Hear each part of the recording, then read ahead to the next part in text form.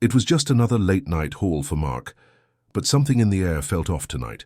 Maybe it was the weight of the fog clinging to the asphalt like a damp cloth, or the way the moon hung high, looking like a pale, sickly eye watching over the world below. Whatever it was, Mark couldn't shake the uneasy feeling that had settled in his gut the moment he hit the highway. He'd been driving for hours now, hauling a load of industrial equipment across the back roads of Wyoming, far from the nearest city or truck stop. It was just him, the engine's steady hum and the vast empty landscape stretching out on all sides. Mark was used to these long drives. He'd been a trucker for over 15 years. These solitary stretches of road were nothing new, but tonight there was something different.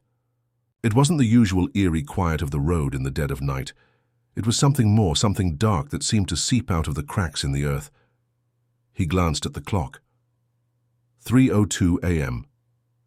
The radio was just static, and he had long since switched it off. Out here you didn't need music. The road was enough, but tonight it felt like the road was watching him, waiting for him to do something. Or perhaps for something to happen to him. The headlights of his truck cut through the thick fog, illuminating the asphalt in front of him, but the shadows just beyond the beam of light seemed to stretch and shift in strange ways. Mark squinted, wondering if it was just his eyes playing tricks on him. It had been a long day, and he was pushing past his limits. He shook his head and took a swig of coffee from his thermos, hoping to jolt himself awake. The caffeine did little to lift the feeling gnawing at the back of his mind. The road was too quiet. No animals, no other trucks, just the sound of his tires grinding against the asphalt. That's when he noticed the first shadow. At first it was small, just a flicker at the edge of his headlights. Mark didn't think much of it. Could have been a rock or a small animal darting out from the roadside, but then it moved again. This time it was bigger. He frowned, his hands tightening around the steering wheel. The shadow had shifted, moved from one side of the road to the other, like it was following him. He glanced at the rearview mirror. Nothing. Just the endless stretch of highway behind him. "Get a grip, Mark," he muttered under his breath, his voice lost in the hum of the truck. "You're just tired." But the shadow didn't. Go away. It was there, moving again, right in front of him, just beyond the reach of his headlights. It shifted, dark and shapeless, like it was following him through the fog. Mark gritted his teeth, trying to focus on the road ahead. The shadows kept moving, too fast for him to pin down.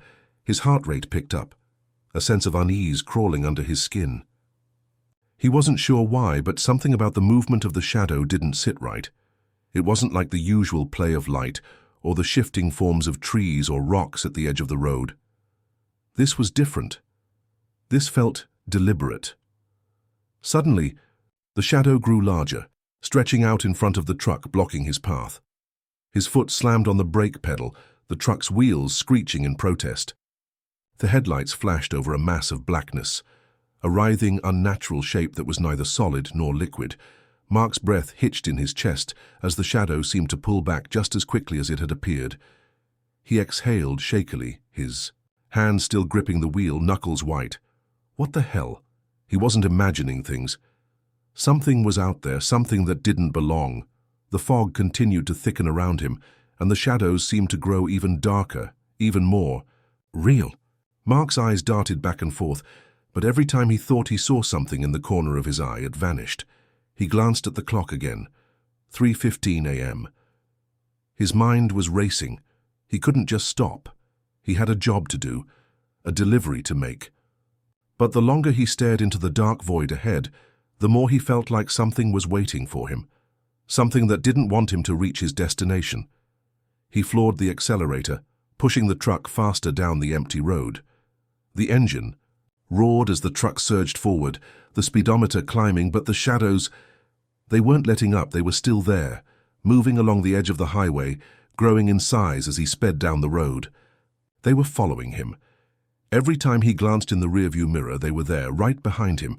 First it was a flicker, then it was a shape, then it was a full-on presence, a mass of darkness stretching across the highway, threatening to overtake him. Mark's heart pounded in his chest. his breath shallow as he pushed the truck faster and faster, desperate to escape the growing blackness. But the faster he drove, the larger the shadows seemed to get. They were no longer just flickers in the corner of his eye. They were closing in, he could feel it, and then something in the fog ahead of him shifted.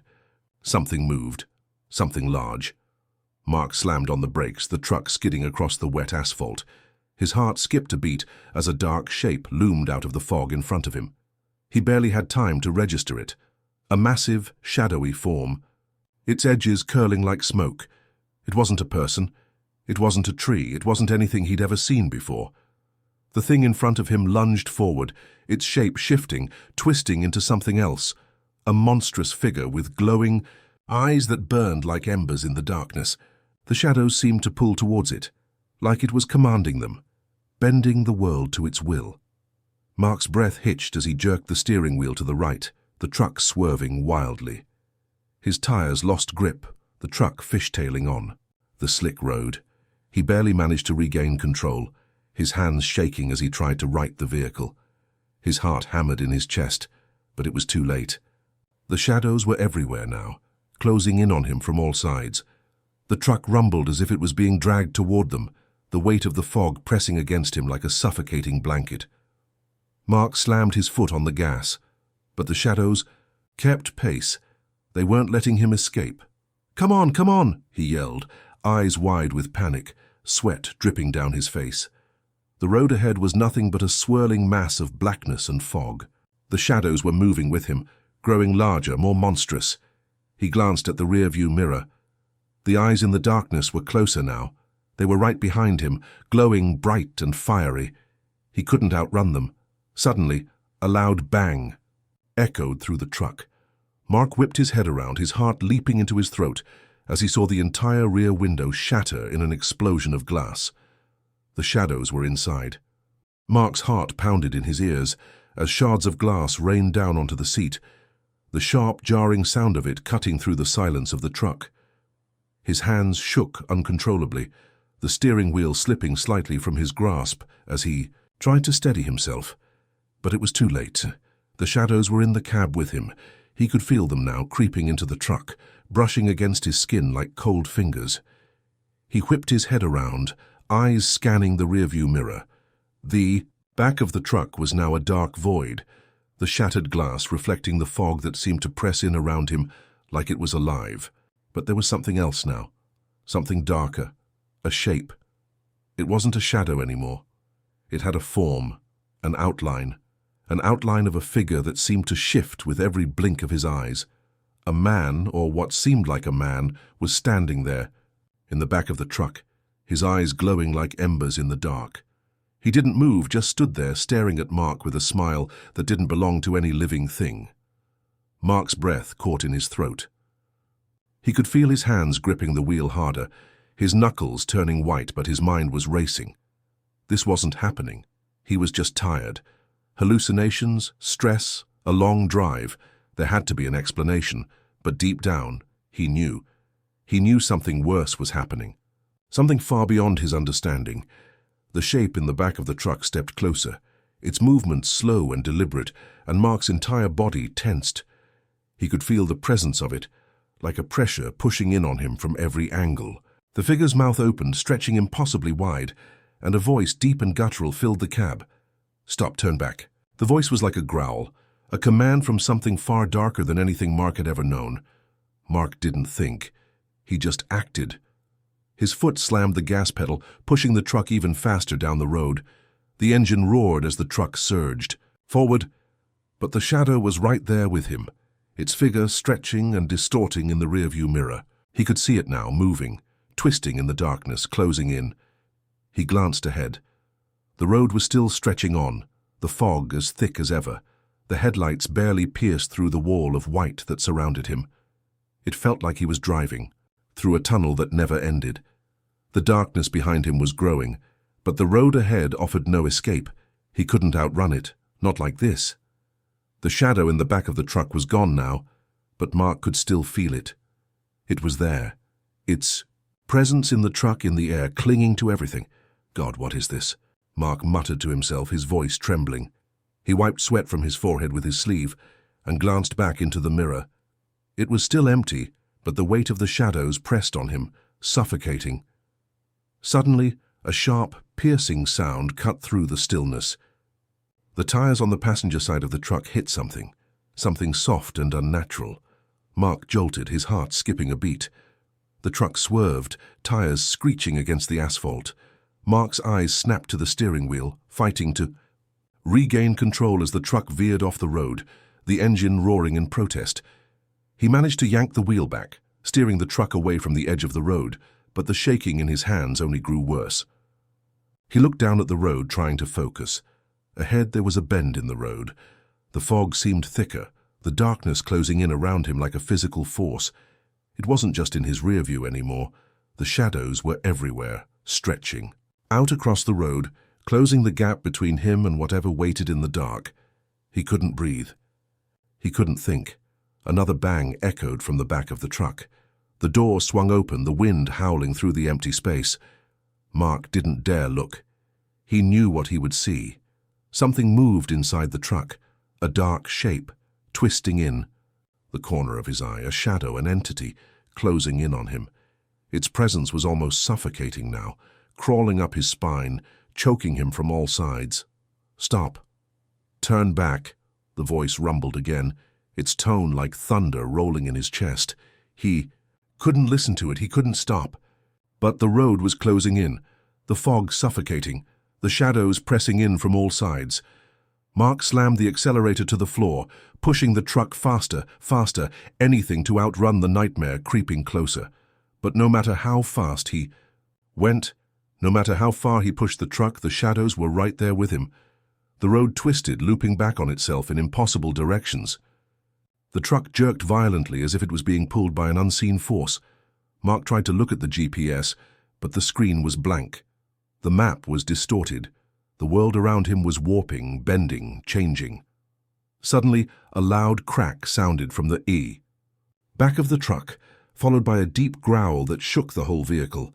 Mark's eyes snapped to the rearview mirror. There it was, something massive, a shadow so dark it seemed to swallow the night.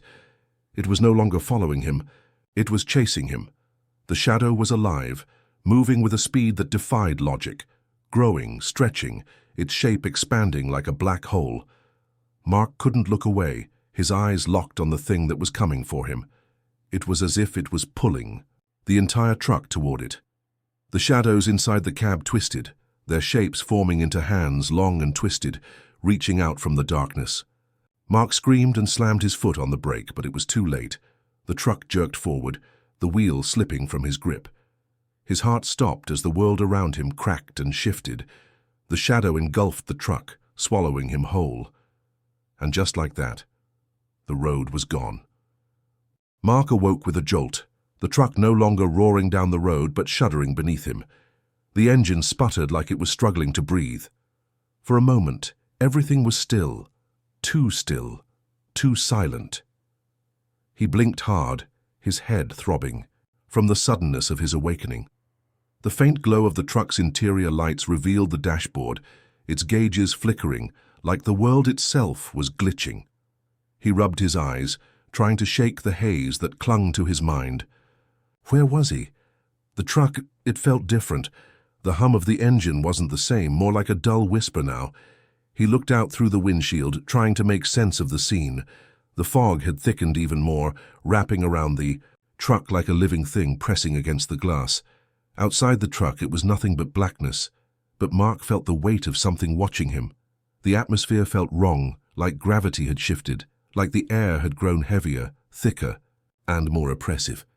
He reached for the door handle and stopped. The darkness beyond the truck seemed to breathe. It wasn't natural.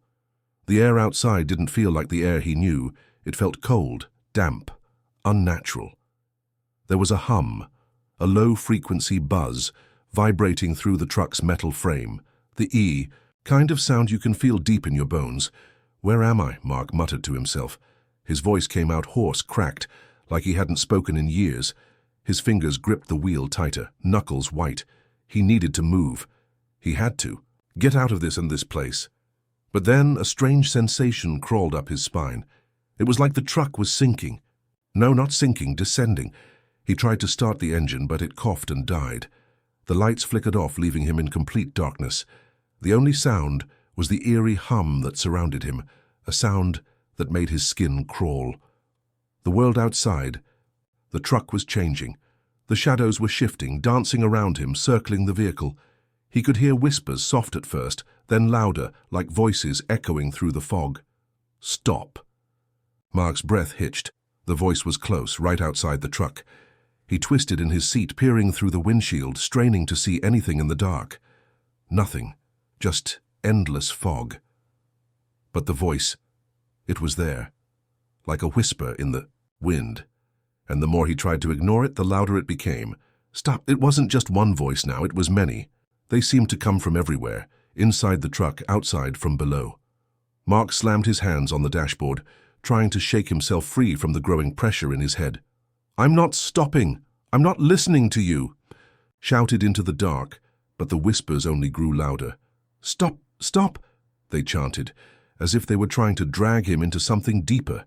He hit the steering wheel, desperate, feeling the cold sweat begin to form on his forehead. Panic surged in him. He had to get out. He had to escape. His hand grabbed the door handle, pulling with all his might. The door creaked open with an unnatural slowness, like the truck didn't want him to leave. Mark stumbled out, his boots hitting the ground with a sickening squish. The fog closed in around him instantly, thickening until it felt like he was choking on it. But beneath it, there was something far worse. Mark's eyes darted to the ground. It wasn't solid beneath his feet. It was soft, like wet earth, but warmer. The ground moved beneath him, like the earth itself was alive, shifting with each step he took. It was as though the very ground was breathing.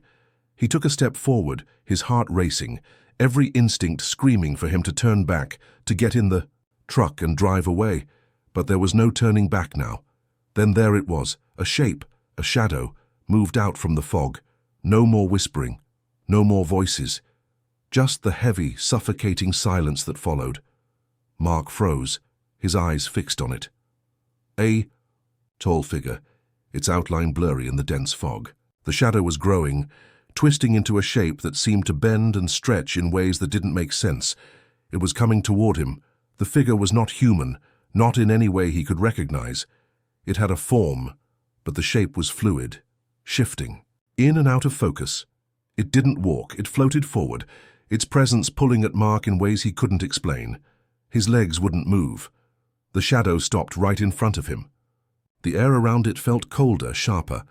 Mark could feel the icy breath of something terrible on the back of his neck. He turned slowly, his gaze locked on the thing in front of him. And then the voice came again. "Welcome," it said. And though the words were slow and distorted, they carried a weight, a finality to them. The voice wasn't coming from the figure, but from all around him. The very fog, the air, the ground, it all seemed to speak as one. Mark's breath came in shallow gasps. "Well, what are you?" The shadow twisted, the form still taking shape. But now Mark could see something else. Something familiar, a figure, human-shaped, his own face. Mark stepped back, a wave of nausea hitting him. "No," he whispered, barely believing what he was seeing. His own face grinning at him from within the shadow, but it wasn't his face. It was wrong, distorted, empty. "We are the shadows," it said, its voice a deep echo that seemed to come from everywhere at once. What do you want with me?" Mark asked, voice trembling. The shadow's eyes narrowed and it grinned wider, revealing jagged teeth. "You've been chosen," it whispered, its voice like the sound of nails on a chalkboard. "For the journey, for the road." Mark's eyes widened, his heart thudding in his chest. "Journey, what do you mean? What are you talking about?" The shadow didn't answer. Instead, the ground beneath Mark's feet began to tremble, shifting again. The fog thickened, and suddenly he could hear more voices, so many voices, chanting, whispering, calling. To him from deep below, the air turned even colder, and then he felt it, the pull. The ground opened up beneath him, the very earth parting like a mouth, a deep dark hole appearing at his feet. Mark screamed, trying to run, but it was too late. The shadows reached for him, gripping his legs, pulling him toward the abyss. He kicked and struggled, but it was as if the shadows had a life of their own. The ground beneath him gave way, and in a heartbeat Mark was falling into the dark, into the dark below. The world was nothing but darkness. Mark's body slammed into something soft, but it wasn't a cushion. It was cold, too cold, ice cold to the bone. He didn't even have time to gasp before the sensation of falling consumed him, swallowing. Up his screams. He felt weightless for what seemed like forever, his stomach churning, his mind racing, until, thud, he hit the ground with a sickening jolt that knocked the breath out of him. For a moment, everything went silent. The buzz of the world, the hum, the whispers, the endless chanting was gone. All that remained was the darkness, and a feeling of something terrible waiting just out of sight. He gasped, sitting up, his hands trembling as he reached for his chest. His heart hammered inside him like it might burst. He blinked rapidly, his eyes adjusting to the faintest glimmer of light in the distance. The air smelled different here, thick, sulphurous, like rotten eggs mixed with burning flesh. It made his throat close up, made every breath feel like he was choking on the very atmosphere. Mark pushed himself to his feet, his legs unsteady beneath him. His heart pounded in his chest, but now there was a new fear, a fear of what might be watching him from the shadows.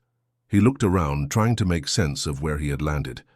The ground beneath him was rough, jagged, like bone cracked and splintered, yet still soft beneath his feet, as though the earth itself was pulsing with something alive. And then the ground shifted. Mark felt a tremor run through the earth, vibrating through his soles. Something was moving beneath him, and it wasn't just his imagination. It felt like the whole place was alive. The walls of the abyss seemed to groan in agony, as if the very ground itself was in pain. Suddenly, the dim light grew brighter, and Mark's eyes widened. Ahead of him stood a massive chasm, like the maw of some giant ancient creature, stretching impossibly wide, its edges jagged and torn, spilling molten fire from within. The pit itself seemed to pulse with a dark, hungry energy, like it was waiting for him to fall into it. And in a sickening way, Mark knew this was the pit, the real pit. This was hell. Mark stepped forward, his feet slipping slightly on the bone-crushed floor. He couldn't tear his eyes away from the darkness beyond, where flames licked at the edges, stretching up toward the black, swirling sky above. The air shimmered with heat, though it didn't feel like any heat he'd known. It was an oppressive heat, one that pressed in from all sides. He could hear screams now, distant, muffled, but still loud enough to send chills racing up his spine. The sounds were like wind wailing through the cracks of the earth, but he could tell they were voices. Voices of the damned, lost forever in this place. Mark swallowed, his mouth dry. The whispering voices from before had grown louder, but now they weren't just whispers. They were cries, loud, desperate cries, and they were coming from below, from the pit. The world began to swirl around him. The air thickened again. The very ground beneath him seemed to breathe in a sickening way. He stumbled back, feeling dizzy, disoriented. His eyes went to the edge of the chasm, and that's when he saw them. Shapes. Figures moving in the fire. And smoke. Shadows, human-like but twisted, writhing and pulling themselves out of the depths. Their faces were contorted, their bodies misshapen, deformed by the flames. Mark stepped back, his breath catching in his throat. They were coming for him. No, he whispered, backing away. But the pit seemed to reach up, pulling him in. He could feel the heat from the chasm, the pull of it, the magnetic force drawing him toward it, like the earth itself wanted him to fall. He spun around, looking for an escape, but the shadows were closing in, their forms stretching and bending unnaturally. His heart raced in his chest. He had to move. He had to get out of here before it was too late. But the ground, it wasn't solid. His foot slid on something slick beneath him, and he yelped, flailing for balance. His eyes widened in horror as he looked down. The ground was shifting, twisting, beneath him. It was no longer rock or bone, it was liquid, a thick tar-like substance that was pulling at his boots, sucking him in. Mark scrambled backward, but the tar kept pulling him in. He could feel the hot, oppressive heat of the pit. Behind him, pressing closer, threatening to swallow him whole. The shadows were closing in, and with them the sound of laughter, low and dark, reverberating through the walls. A voice boomed from the chasm, deep and guttural. "You were always meant for this, All roads lead here. Mark's stomach turned. He could feel the truth of those words sinking into him, pulling at the very core of his being. No! He spun around and began to run, his legs moving on instinct, his heart pounding in his chest. The shadows chased him, moving fast, too fast, stretching and contorting, reaching for him with clawed hands. He felt the cold grip of fear wrap around his throat, tightening as his feet carried him further away from the pit. But there was nowhere to go. The darkness was everywhere now. The earth beneath him was alive and pulsing with the rhythm of the damned. He ran blindly, not knowing where he was going, only knowing he couldn't stop. His breath came faster, but his strength was fading. The laughter was growing louder, the air became heavier. He could hear the devil's voice whispering from the shadows, low and cruel. "It's too late for you, Mark." The darkness closed in, the pit behind him still breathing, still pulling at him, consuming everything in its wake. He reached the edge, and his legs faltered. His foot slipped, and he fell to his knees. The shadows were upon him now. He could hear them, feel them tugging at his flesh. The last thing he saw was the gaping maw of the pit, growing ever wider as it reached for him, and then darkness. Mark didn't remember falling. One moment he was tumbling into darkness, the cold abyss swallowing him whole. The next, he was standing on solid ground again, his feet planted firmly beneath him. His mind raced, trying to make sense of the bizarre shift. He had been pulled into the void. He had been dragged by the very shadows, but now he stood somehow, in the middle of something he could never have prepared for. The road stretched before him, but this time it was different. It wasn't the same crumbling path he had been running on. It was smooth, too smooth. A glossy black surface that shimmered in the dim, unnatural light. The road didn't lead anywhere. There were no twists, no turns, just a straight line, stretching endlessly toward the horizon, disappearing into the unknown. And the sky? The sky wasn't real. It wasn't even a sky. It was a mass of shifting, swirling black clouds that had no source, no beginning and no end. The darkness in the sky felt alive, like it was breathing, pulsing with an energy Mark couldn't comprehend. The air around him was thick and heavy, suffocating, as though every breath he took came with a cost. Mark stood still, his chest tightening, his legs heavy, as if the very atmosphere was trying to drag him down. He didn't know what to do. He didn't know how to move, where to go, or even if it mattered anymore. A shiver ran down his spine. Something was wrong. The shadows were still there. No, they weren't just there. They were waiting. Mark could feel their presence watching him, wrapping around him like a suffocating cloak. He didn't need to turn around to know that they were coming closer, creeping up from the edge of the road, stretching out toward him, as if they were testing his resolve. And then, from the corner of his eye, he saw it. A figure, a tall, dark silhouette in the distance, standing still at the far end of the road, like a monument to the void itself. It was just a shadow, but Mark could feel the weight of its gaze, the intensity of its stare, as though it had been waiting for him to arrive. The air seemed to grow colder, the silence more profound. Mark's pulse quickened. He wanted to turn, away. He wanted to run, but where would he go? There was no escape.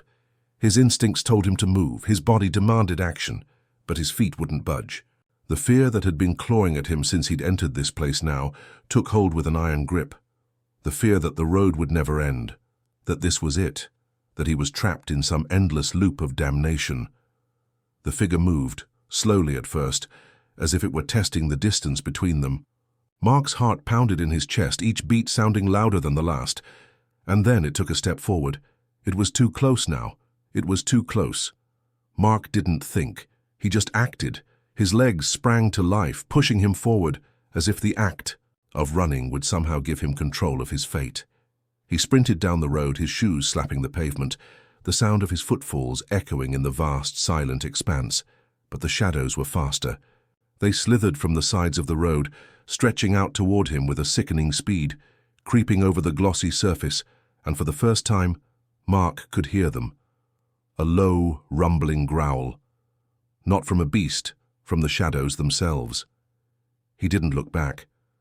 He couldn't. The idea of seeing what was behind him, what was chasing him, was more terrifying than the unknown ahead. But the figure, it was still there, getting closer, its shadow stretching longer, twisting with a malevolent energy. "Move!" Mark gasped, his breath coming in sharp, painful bursts. But the road was endless. He was still running, and it still stretched ahead. There was no exit, no turn. Just that road that stretched into oblivion. His legs burned, his chest ached, but he didn't stop. He couldn't. He had to outrun whatever this thing was. He had to survive. And then, just as he thought he might collapse, the figure spoke. "You can't outrun what you are already a part of." The voice was cold. Too cold. And it wasn't even a voice Mark understood. It didn't come from the figure. It came from everywhere. The shadows, the ground, the sky, the very air around him. It was as if the world itself was speaking, rapping. Him in a voice that slithered into his mind. Mark stumbled, his feet faltering, but he forced himself to push on. He had no choice. He had to keep running, even if the path was endless. The figure's steps grew louder now, more distinct, and Mark felt it. The weight of its presence behind him. It was closing in. And as it did, the world around him seemed to warp. The black sky twisted in unnatural ways, folding upon itself like paper, and the road began to crack underfoot. "It's too late," the voice whispered, now sharper, more insistent. Mark turned a corner in his mind. He didn't know what was ahead, but he couldn't keep running forever. He had to face it, whatever it was. The figure came closer, just feet behind him now, and Mark's breath caught in his throat. He was running out of time. He was running out of space. Then the ground beneath him began to change. It was no longer solid, no longer stable. The road began to crumble. Mark's eyes widened as the very surface beneath him split open, huge cracks forming in the black pavement, and the air screamed with a pressure so intense that it forced him to his knees. He was falling, again. But this time there was no void. This time he fell straight into the pit. The earth cracked wide open and he tumbled into the yawning chasm, the world spinning around him, shadows reaching up, grabbing for him. The darkness swallowed him whole, pulling him into the endless black, just like it had done the first time. But this time was different. He wasn't falling alone. The figure, the shadow that had chased him down the road, was with him now. It wrapped its limbs around him, suffocating him with its cold, twisted embrace. Mark screamed, his voice drowned out by the crushing pressure of the darkness, the weight of inevitability. And then, just as he thought he might be consumed by it, Hall the shadow whispered once more, "This is your eternity. The road is endless." And Mark understood. This road, this hellish path, was never meant to be a way out. It was the only road to nowhere. Mark's scream faded into the abyss, swallowed by the overwhelming silence that hung heavy in the air. He didn't know how long he had been falling. Seconds. Hours. It didn't matter. Time had no meaning here. In this place. In this world. Beyond the living, there was no past, no future, only the endless road. His body landed with a thud, but the impact didn't hurt. There was no pain here, no feeling at all, save for an overwhelming sense of wrongness. It was as though his very being had been torn apart and stitched back together in a way that wasn't meant to be. He could still feel the cold, the suffocating weight of the shadows pressing down on him from all directions. Mark tried to move, but his legs wouldn't obey him. His arms felt heavy, like lead, as though they too were part of the void. And then, just as he thought he might lose consciousness, a voice cut through the silence, a cold, familiar whisper. "Welcome back." The voice didn't belong to the figure. It was deeper, more ancient, and it seemed to come from everywhere at once. The ground beneath him shifted, and Mark's vision blurred. When it cleared, he was standing again, but he wasn't on solid ground. He was on the road. The same road. The road that never ended.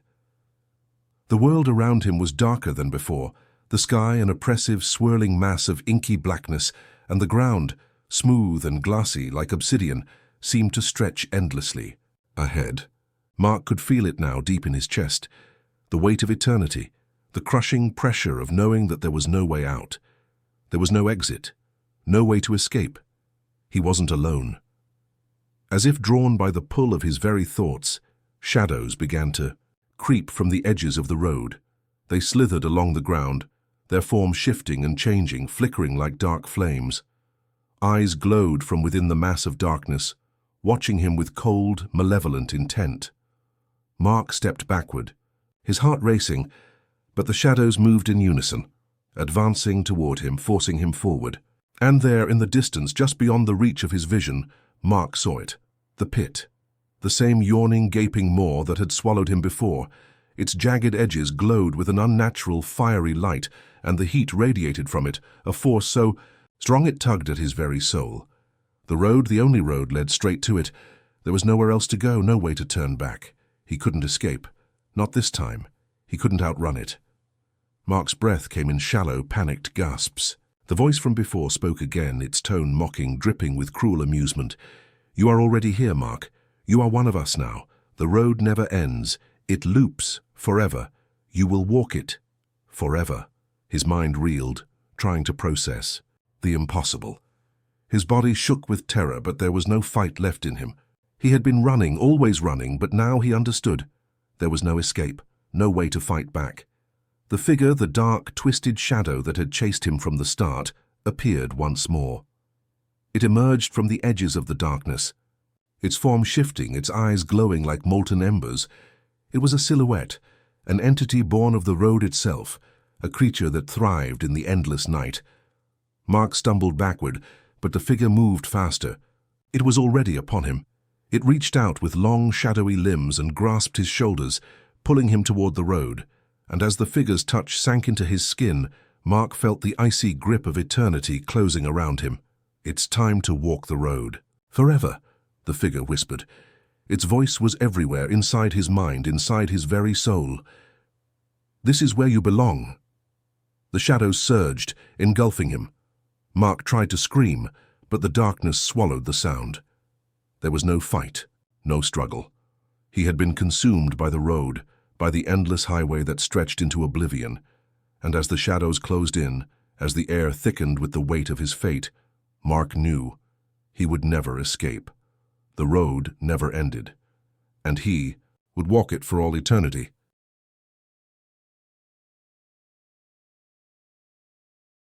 It was one of those nights where the wind didn't seem to want to move, and the world felt too quiet for comfort.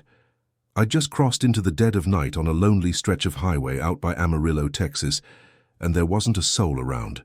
The road seemed to stretch forever, like it was a black ribbon tied to the horizon. If I didn't know any better, I'd swear the highway was never-ending, just like the life I'd chosen. You ever get that feeling?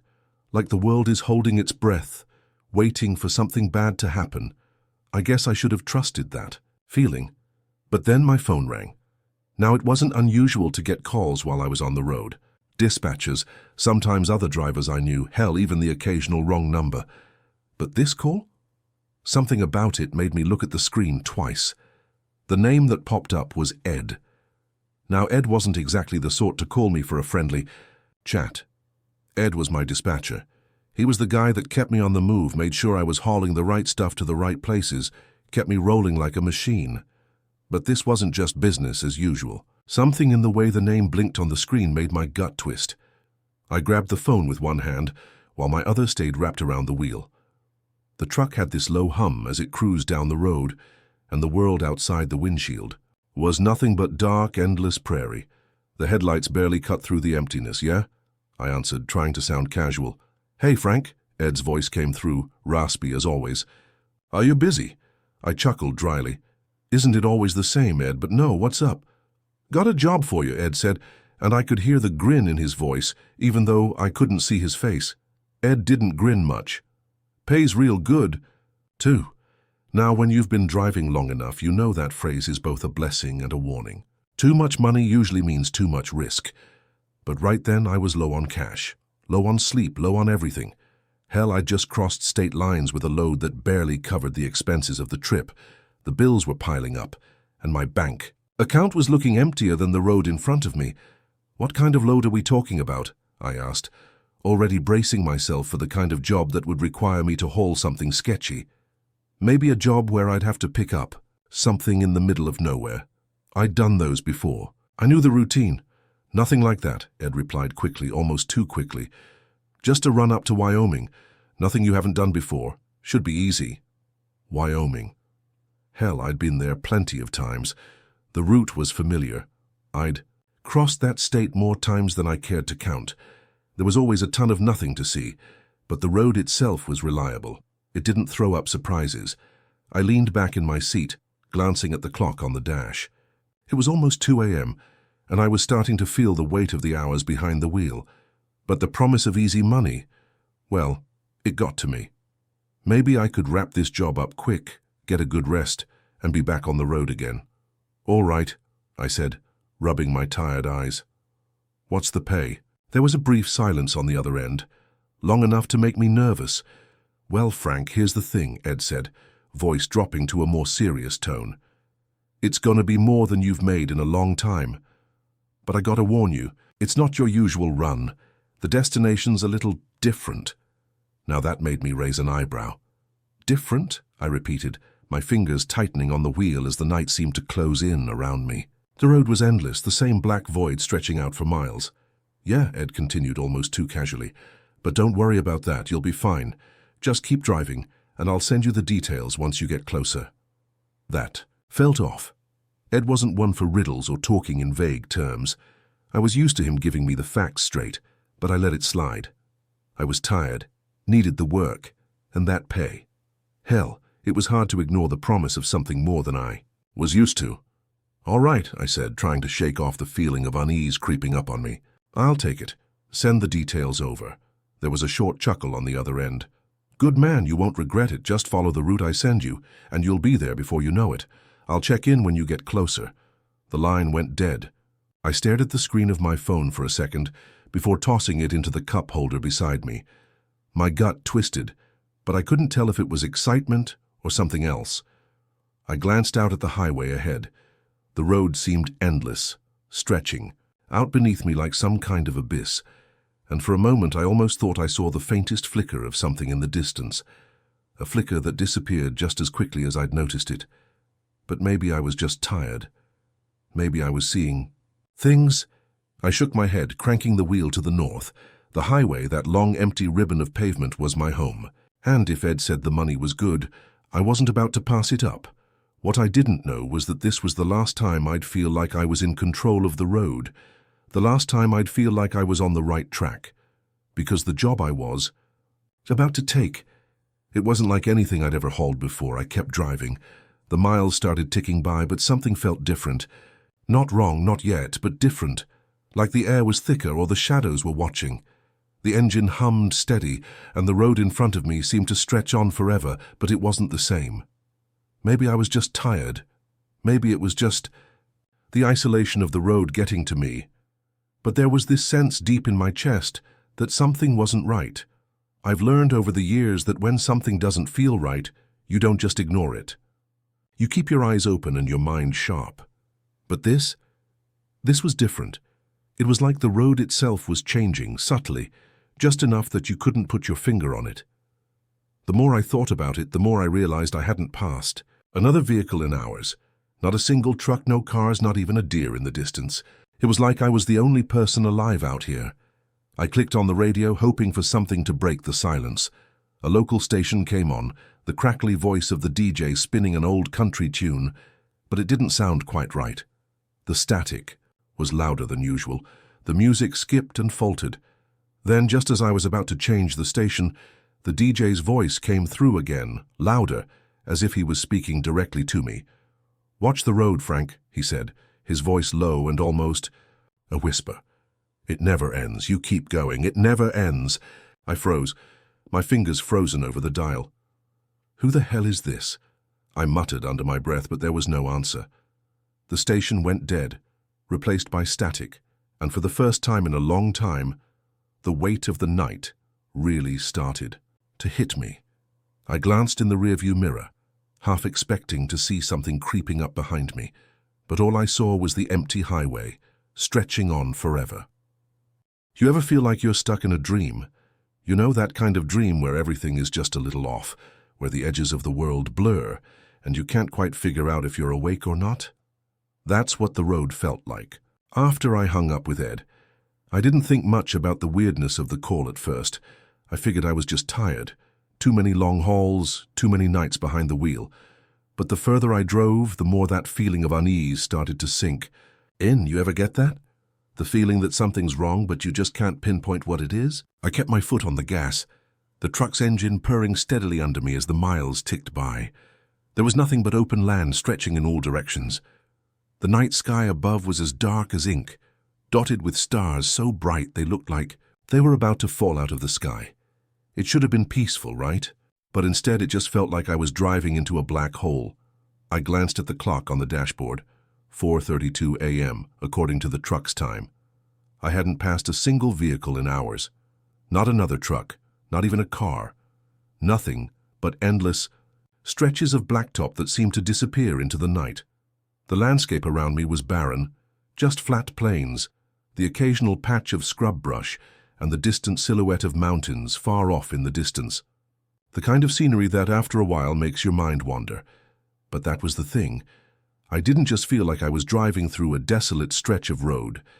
I felt like I was driving through time itself, like the road was stretching out in front of me, and I wasn't moving through it. The road was moving through me. I told myself it was just the late hour. Maybe I needed a rest. I'd pulled over a few times to stretch my legs, but every time I did, the silence out there felt heavier.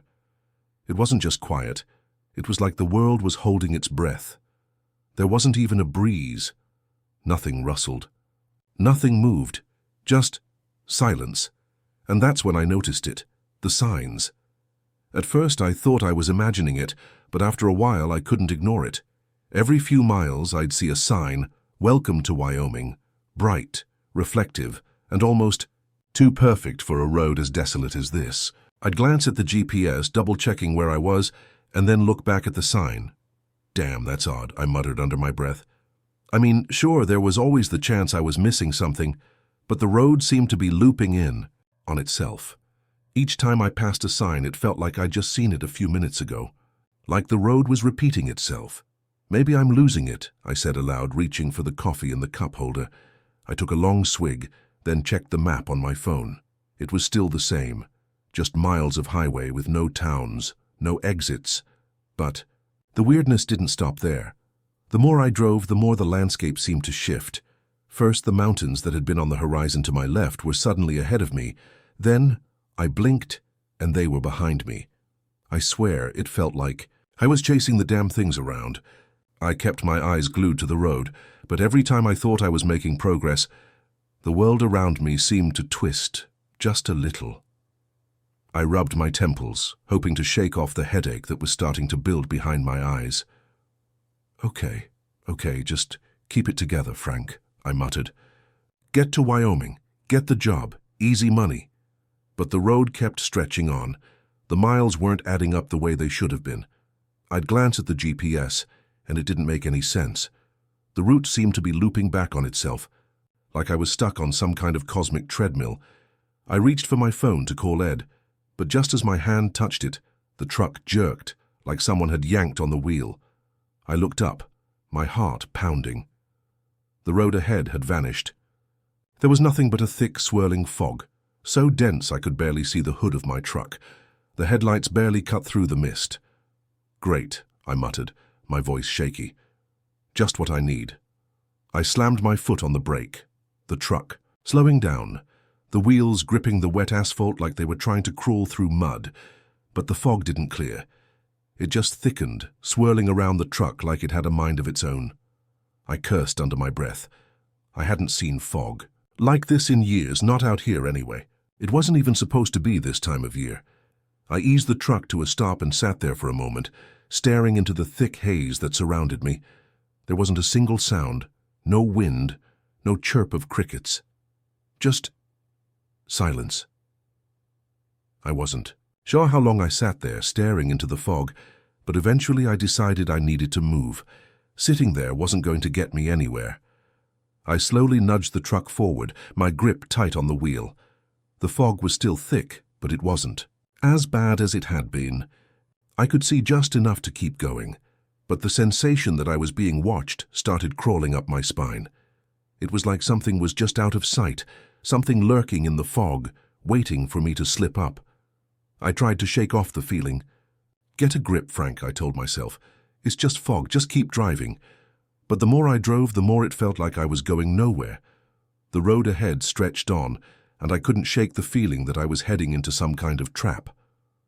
Glanced at the clock again, 4:50 a.m., the same time I'd seen an hour ago. No, it couldn't be. I checked the GPS again, my heart pounding as I saw the route hadn't changed. It was like I hadn't moved at all. That's when the fog started to thin out, just enough for me to see a familiar sign on the side of the road. Welcome to Wyoming. It was the same damn sign. I slammed on the brakes, the tires screeching as the truck came to a shuddering halt. I blinked hard, rubbing my eyes. There was no way. No way I'd just passed this sign, but there it was. I stared at it for a long moment. What the hell is going on? It didn't make any sense. I looked at the GPS again. Same thing, no exits, no towns, no landmarks. Just more highway stretching on into infinity. I was starting to feel like I was losing my mind. I grabbed my phone, dialing Ed's number, but before I could press the button, I heard something, a low hum. It came from behind me, distant at first, but getting closer. I turned in my seat, expecting to see another truck, another car, hell, even a coyote. But the road behind me was empty. The hum grew louder, and for a moment it sounded like a whisper, like a voice coming from somewhere just beyond my reach. Keep going, the voice seemed to say. I couldn't move. My feet felt like they were stuck to the floor. The fog rolled back in, thick and fast. The truck began to rock gently on its tires, like it was floating, and that's when I knew. The road wasn't just long, it was never going to end. I don't know how long I sat there, frozen behind the wheel of that truck. The fog was so thick I couldn't see the hood anymore, let alone the road ahead. It was like the world had been swallowed whole by some kind of unnatural mist, and all I could hear was the low hum, the same hum I'd heard before, like an old engine idling, distant and persistent. But it wasn't the sound that scared me. It was the silence that followed it. The kind of silence that presses in on you, like it's trying to steal your breath. The air was so thick I felt like I was suffocating. I glanced around again. Nothing but fog. No lights, no shapes, no other vehicles. Just me alone in a truck that now felt like a cage. I was used to isolation on the road. Hell, I had spent more nights than I cared to count driving through the middle of nowhere. But this was different. I couldn't shake the feeling that something was watching me, waiting. And then I heard it again. The voice. It wasn't a voice like someone was standing right next to me. It was distant, echoing through the fog, like it was coming from all around. At first I thought it was the hum messing with my brain, but then it became clear it wasn't just a hum. It was words. Keep driving, it whispered. I jerked in my seat, my heart racing. What the hell? I muttered, my hands shaking as I reached for the door handle, instinctively wanting to get out, to escape. But before I could move, the fog seemed to press in closer, thickening, suffocating. I glanced in the rearview mirror, half expecting to see something behind me, something that didn't belong. But all I saw was the same impenetrable wall of mist. Still, that low hum remained, louder now, like it was coming from under the truck itself. "Who's there?" I shouted into the fog. The words felt foolish as soon as they left my lips, but I was desperate. I needed something to make sense of this madness. The voice didn't answer directly, but I could feel the air change, like something had shifted. The hum turned into a soft, murmuring chant, something low and unintelligible, as if the fog itself was speaking.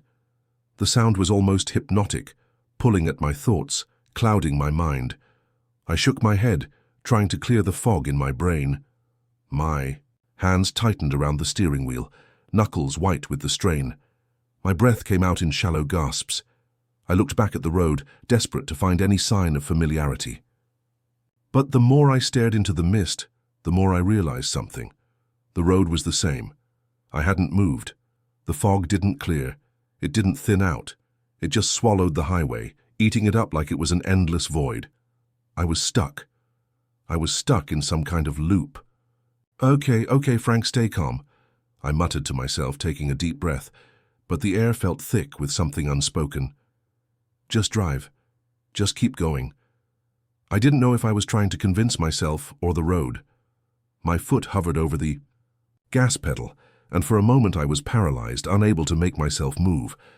The fear was a tight knot in my chest, choking me, but at the same time, something deeper inside urged me forward. It was like I wasn't in control anymore. Just keep driving. It was the voice again, that strange whisper in the air. The hum was louder now, the chant twisting in my head like it was trying to take root inside my skull. It wasn't a voice I recognized, but somehow it sounded familiar. My foot pressed down on the gas, and the truck jolted forward, the wheels biting into the road, dragging me through the thick fog. The truck's headlights sliced through the mist, illuminating a few feet of the asphalt ahead before disappearing into the void again. I drove on for what felt like hours. The road remained unchanged, no turns, no intersections, just the same endless stretch of highway. And that's when I saw it, a figure. At first I thought it was just the fog playing tricks on my eyes, but as I drew closer, I saw it more clearly. It was standing by the side of the road, just barely visible in the fog. A man, or at least it looked like a man. I slammed my foot on the brake, the truck screeching to a halt. The figure didn't move. I stared at him, my heart pounding in my chest. The fog seemed to shift around him like he was a part of it. He wore a dark jacket, his face obscured by the shadow of a hood. He just stood there, motionless, his back to me. I rolled the window down, trying to make out any details. "Hey, you all right?" My voice sounded weak, even to my own ears. But the figure didn't respond. I reached for the horn, but before I could press it, the man turned. His face was a pale mask, empty eyes staring back at me, hollow and dark. It was as though his features were wrong, like they were stitched together, mismatched, almost too smooth. I could feel my blood freeze in my veins. I instinctively slammed the truck in reverse, my tires skidding on the wet road, but as I looked back to the rearview mirror, the figure had already disappeared. Gone. Just gone. I looked around, scanning the fog, trying to find any trace of him, but there was nothing. Just the heavy, suffocating mist. I swallowed hard, the bitter taste of fear rising in the back of my throat. The low hum of the fog seemed to throb in time with my heartbeat. That chant, soft at first, grew louder. It wasn't in any language I knew, but somehow it felt ancient. I gripped the steering wheel so tight my hands were shaking. "Where the hell am I?" I whispered. The question felt like a prayer, a desperate plea for something to make sense, but there was no answer. I glanced at the clock. 5:15 a.m. It had been hours, but somehow it felt like I hadn't moved an inch. Then suddenly the road ahead wasn't empty anymore. There were headlights, a car, a truck, something moving toward me. I leaned forward, squinting through the fog, praying for a sign of life, something to pull me out of this nightmare. As the lights grew brighter, I felt a sense of relief. Maybe, just maybe, I wasn't alone out here. But when the headlights came into view, I froze.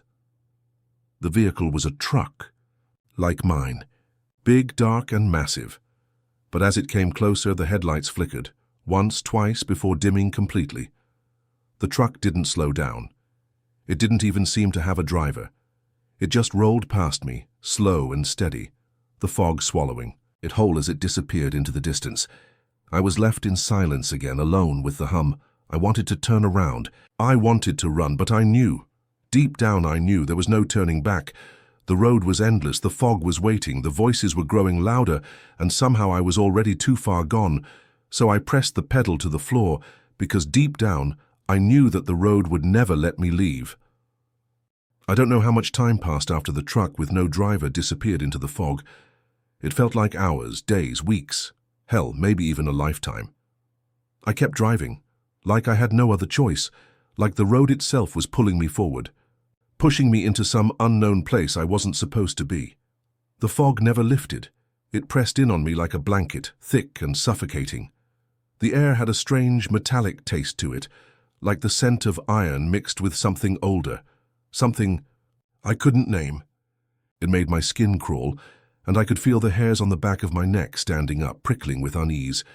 I had been driving for what felt like eternity, but no matter how much I pressed on, The road seemed to stretch further, to reach farther. It felt like the horizon itself had become an illusion, constantly shifting just out of reach. I glanced at the dashboard. 47 a.m. The time never made sense. No matter how long I'd been on the road, the hours never seemed to add up. The clock blinked at me, the numbers flickering like they were part of some twisted game. I checked the GPS again, though I already knew what it would say. The route hadn't changed, not since I first started this damn trip. It was as if I was stuck in the same place, driving in circles, the road looping back on itself like a snake devouring its own tail.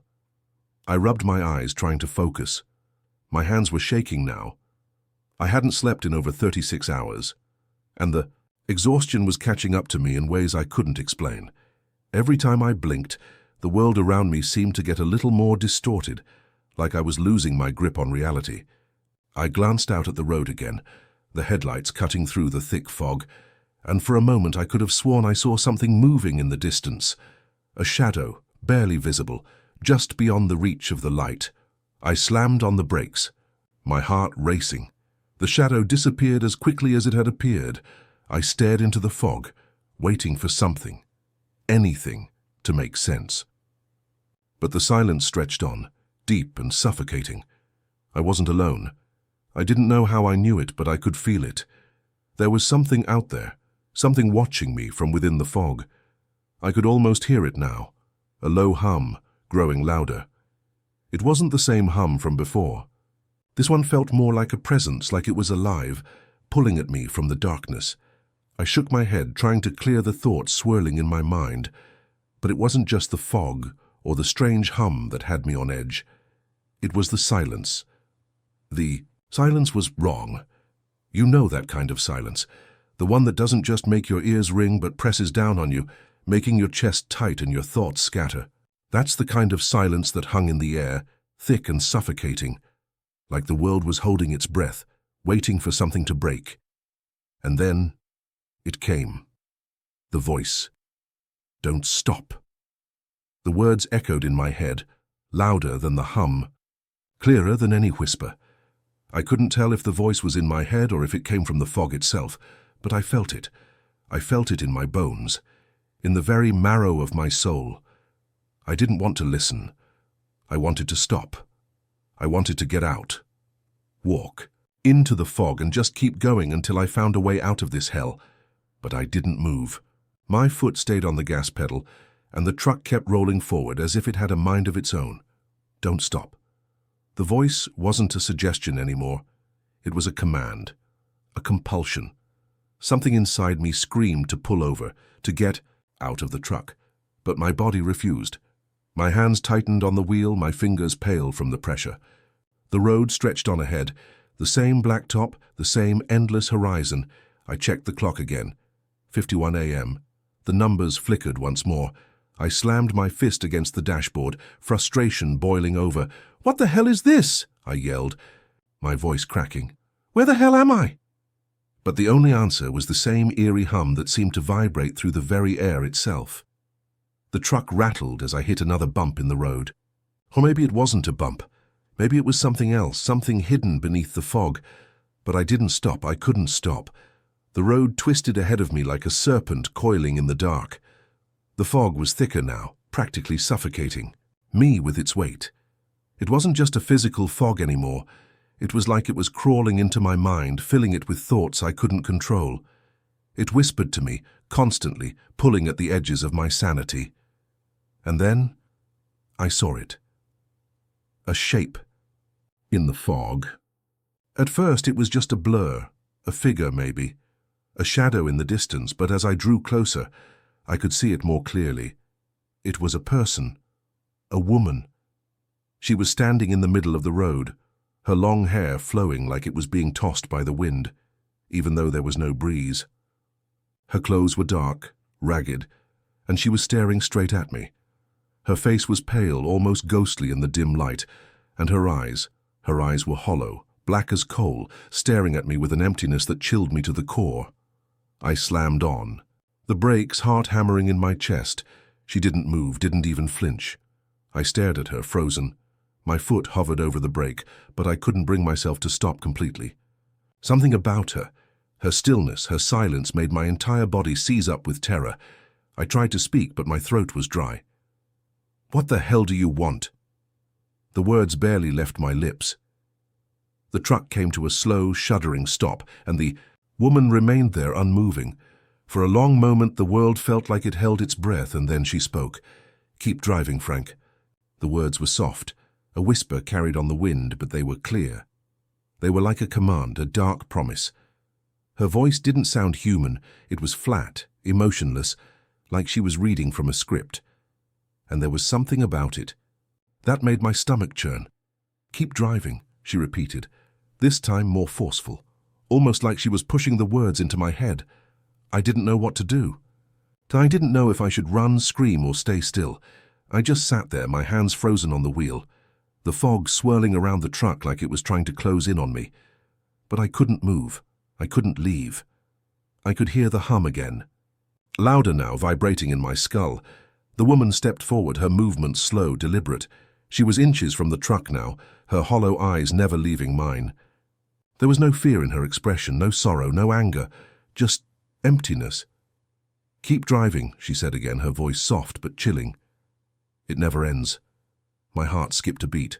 The truck lurched forward, as if it were moving on its own, and I couldn't stop it. The wheels started rolling again, slowly at first, and then faster. And the woman, she just watched me go, standing there in the middle of the road, fading into the fog like she was never even there. The road stretched on ahead, the endless horizon, still in front of me. But this time something felt different. The road was never going to end. I didn't know how long I'd been driving now. All I knew was that I couldn't stop. Not ever.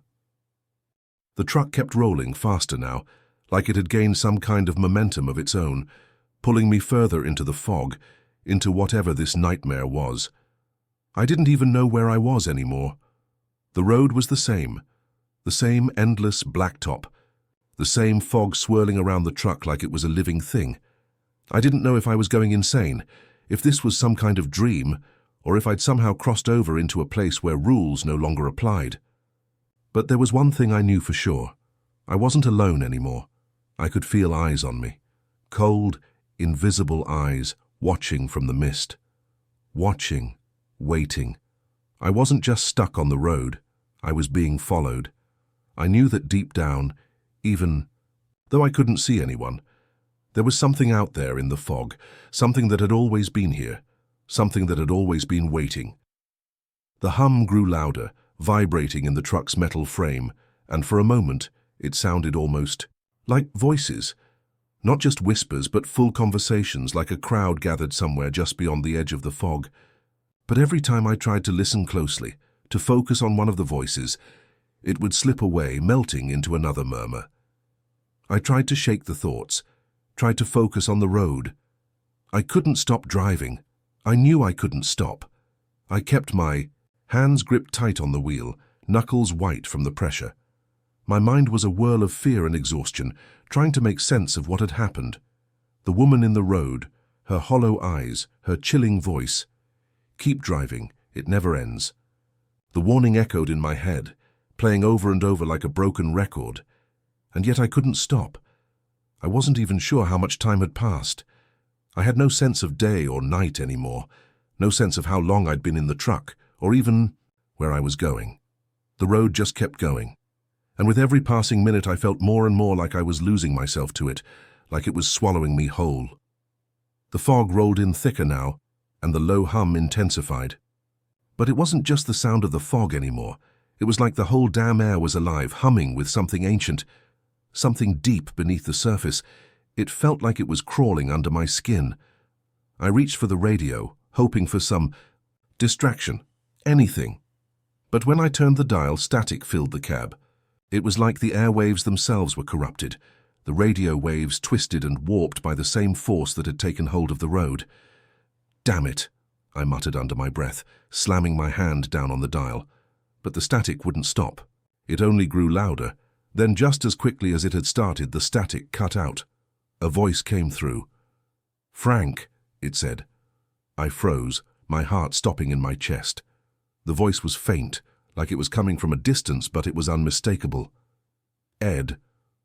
I croaked, my throat dry. "Is that you?" But there was no response. The static crackled again, louder this time. Then the voice came back. "Frank, you have to stop."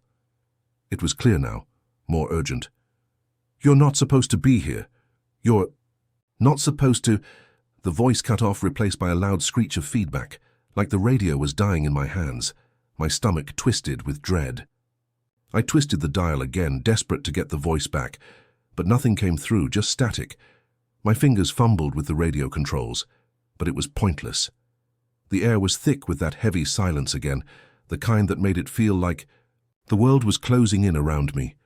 I let my hand drop from the dial and gripped the steering wheel again, trying to calm my racing heart. I didn't understand what was happening, but somewhere deep inside, I knew.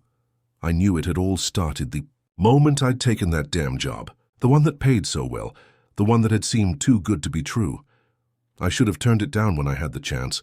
I thought about Ed. Where the hell was he now? Was he still out there? Was he stuck like I was? Was there even a way out of this? The fog thinned just for a moment and I could see something ahead. A light. Not like a car's headlights, but something different. It was faint at first, barely visible through the mist, but as I approached, it grew stronger, brighter. A soft glow pulsing in the darkness. I felt an almost magnetic pull toward it, like it was calling me, like it was the only thing that could bring me out of this hell. I had to know what it was. Maybe it was an exit. Maybe it was the end of this nightmare. I pushed the truck forward, my foot pressing harder on the gas pedal, the headlights illuminating the strange, distant glow. As I neared, I realized it wasn't a light at all.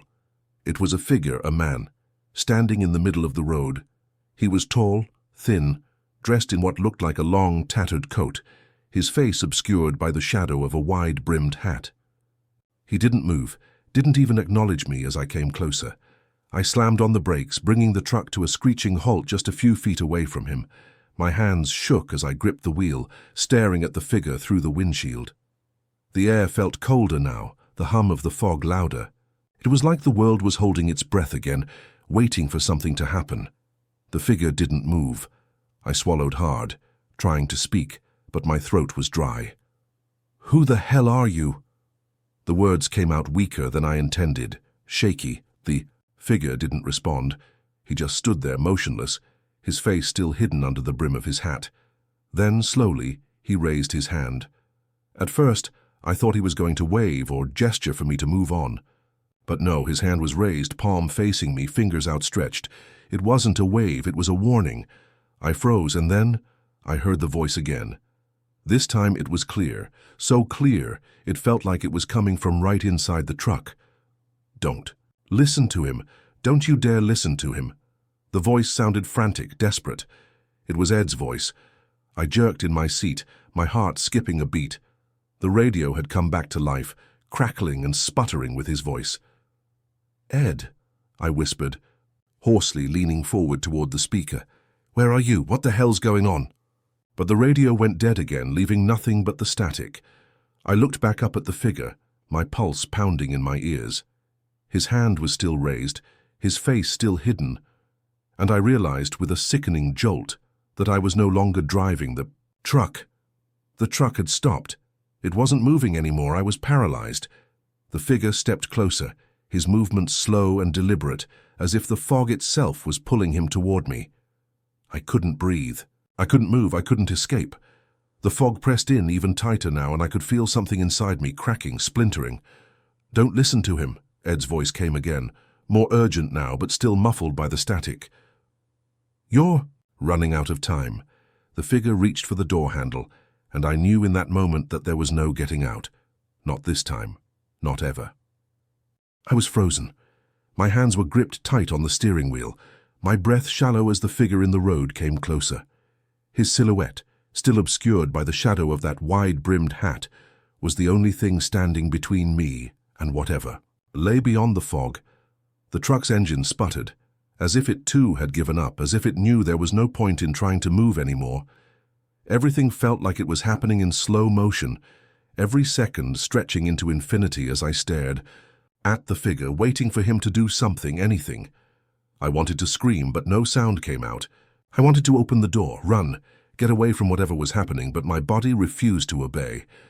The figure's hand was still outstretched, palm facing me, like some kind of unspoken command, and as he stepped forward, I felt the fog press in closer, suffocating me with its weight, as though it had somehow become a living thing, a force that was more than just mist and cold air.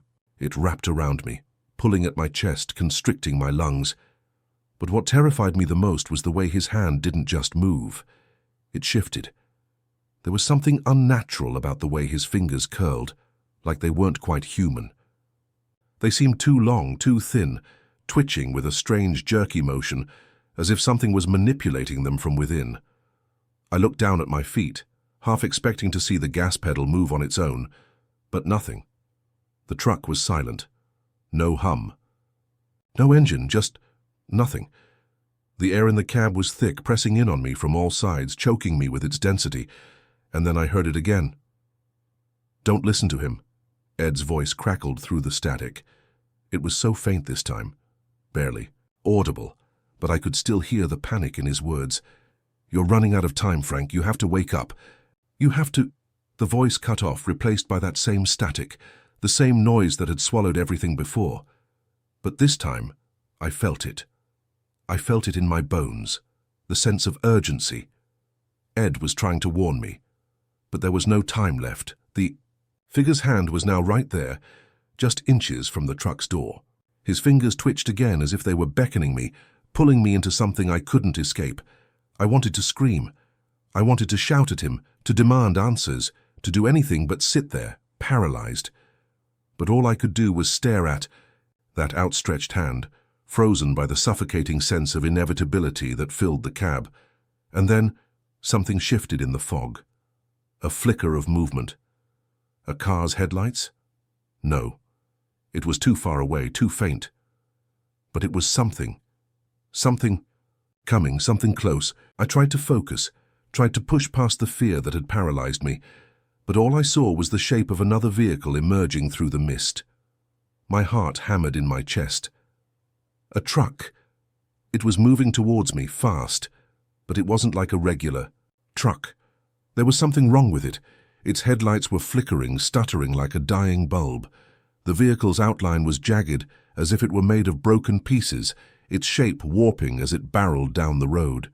I looked back at the figure, but his hand was already on the door handle. He was going to open it. He was going to drag me out of this truck, pull me into the fog where there was no escape. But just as the figure's fingers made contact with the door, the other truck's headlights grew brighter. Too bright. The figure didn't flinch, didn't move, and then suddenly the truck with the flickering headlights swerved toward me. Time stopped. The truck's wheels slid through the mist, tearing up the road, barreling towards me like a wrecking ball. But I couldn't move.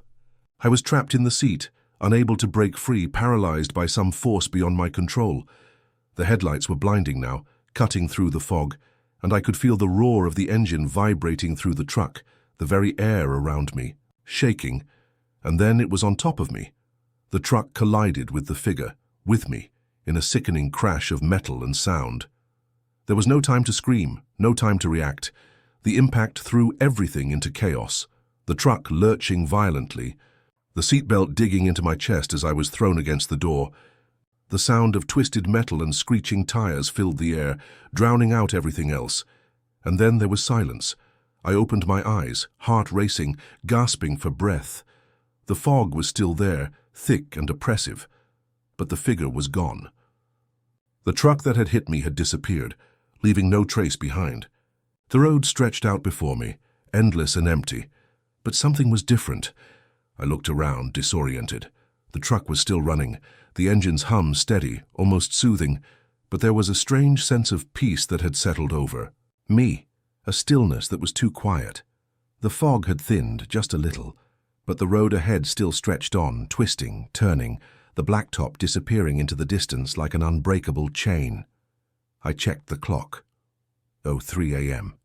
The numbers blinked. The same as always, like no time had passed. I reached for the door handle, my hand shaking. There was something gnawing at the edges of my mind, something that didn't feel right. something that told me I hadn't made it out. The truck's headlights flickered just for a moment before going out completely. I froze, staring at the darkened road ahead. For the first time, I realized something. The road wasn't endless, not really. It had just never been real to begin with. I opened the door. The fog closed in, surrounding me with its weight. My feet hit the ground, but it didn't feel solid. It felt soft, like it was made of something wrong. I looked down at the asphalt, and for the first time I saw it. Cracks. The road was breaking apart, the blacktop crumbling into nothingness. I could see the ground beneath it, a chasm, dark and deep, stretching out beneath me like the edge of a cliff. It was all starting to fall apart. The truck was gone. The figure was gone. The fog swirled around me, twisting and pulling, and I knew in that moment that the road had never been a road at all. It was a trap. It was always a trap, and now I was part of it. I could hear the hum again, rising from the depths, louder this time. It wasn't the hum of the road or the fog or the truck. It was something else, something ancient, deep in the earth, pulsing with life, with power, something that had been waiting for me to realize. I turned around trying to run, but the ground beneath my feet was already crumbling. The fog closed in tighter, swallowing me whole, and as the darkness closed around me, I heard a whisper. "Welcome home, Frank," and then nothing. The road never ends, it just waits.